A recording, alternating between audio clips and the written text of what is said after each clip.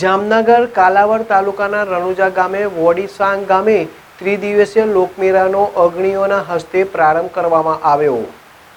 જામનગર જિલ્લા કાલાવડ તાલુકાના વોડીસંગ દેવપુર રણુજા ખાતે આવેલા રામદેવ પીરના સાનિધ્યમાં યોજાતા ત્રિદિવસીય લોકમેળાને ખુલ્લો મૂકતા જામનગર જિલ્લાના સંસદ પૂનમબેન માડમ અને કાલાવડ તાલુકાના ધારાસભ્ય મેઘજીભાઈ ચાવડા, આ તકે જિલ્લા ભાજપ પ્રમુખ ડોક્ટર વિનુભાઈ ભંડેરે, જિલ્લા ભાજપ મહામંત્રી અભિષેકભાઈ પટવા, તાલુકા ભાજપ પ્રમુખ સંજયભાઈ ડાંગરિયા, શહેર ભાજપ પ્રમુખ નીરવ ભટ્ટ સહિતના આગેવાની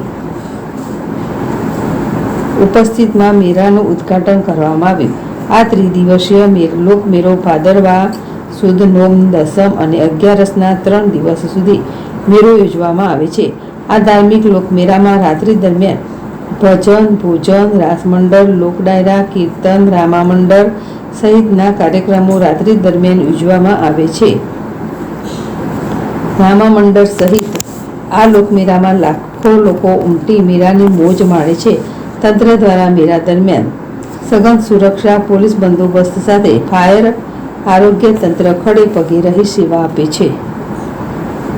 હર્ષલ ખંદેડિયા, ZSTV, જામનગર।